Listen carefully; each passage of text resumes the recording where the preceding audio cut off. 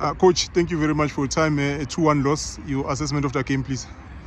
Yeah, well, nothing much that I can complain about because we prepared the team. We knew what to expect, especially in an away game. But honestly, what we got was not from La Masia as a team, but the third team, which is match officiating. That was horrible. Horrible. And I just feel and believe somehow people need to see the video clips if they are there so that they can make their own judgments. There's a lot that is happening in terms of our refereeing here in the APC. That needs to be attended as soon as possible because a lot of fatal injuries out of football.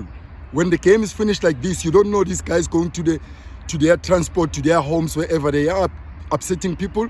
There is a lot of money that is spent in this league. And if they come here because they were promised something from the opposition, that's not good for football, especially here in South Africa. We need to have strong teams, strong Bafana players that knows they need to give their best in the field, not to be given assist by the match officials. You know what is happening in CAF games, you know. If you're not strong enough as a team from South Africa, you always cry foul. And this is what I'm crying now. This is my third time I'm being robbed like this.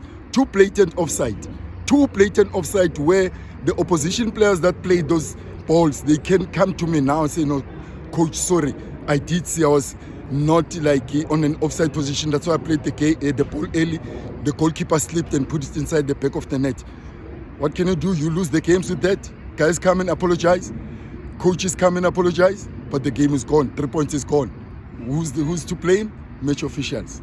Coach, like you said, you came here, you had a plan, your boys played well. How does then, when decisions don't go your way, the decision that you are not happy, how do they affect, the boys in terms mentally, psychologically, in terms of, knowing that we prepare again, we go to the game again, maybe something similar might happen?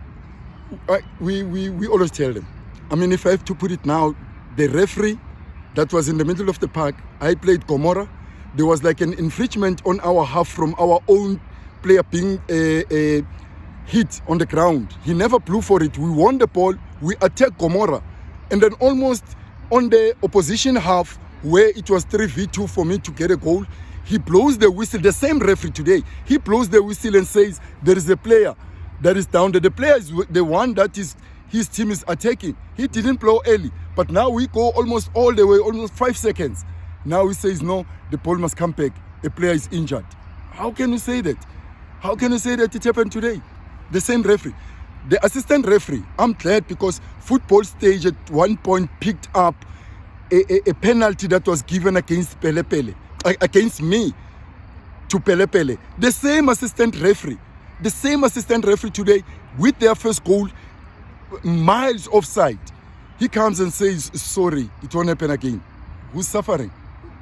The team that loses. Legend, you've been in the game, you've played, you've coached, you've owned the club. What needs to be done? Because this is not just only in Gauteng, we see it in other provinces as well. I think if SAFA doesn't, mend their things inside the boardroom, this thing is going to happen. I want to put it back and say you've got a team like Tondol All Stars that was so perfect here in Gauteng, going to the playoffs. What happened to that team when it gets the match officials that are fair? Because the games are televised live. The same Tondol couldn't make it twice in a row. 2022, 2023, they couldn't make it in the playoffs because they were pushed from here. They were given decisions that were not supposed to be on their side to be pushed to go to the playoffs. When they get there, the officiating is official. PSL referees come, that doesn't take any bribery. They want to ref the game fair and square 2 years in a row. The same Tondol that everybody was raving about didn't make it. Tondol was now sold because they've spent a lot of money that is not taking them anywhere. I want to spend a lot of resources and a lot of knowledge of the game to the players. I've got players that now, first team in the Sikhosana United, I'm proud of that. I cannot come here and get this. It destroys the players. I don't want to go to the playoffs. Yes, the team needs to grow, but where is this going to come right if SAFA doesn't hold this in their hands? This is going to just go out of hand. Last one, debit order, like you said, has been signed by Sikhosana United. What does it mean for you as a coach, as a club owner, when you spot young talent, give it a platform, and then teams in the PSL come and recognize the talent?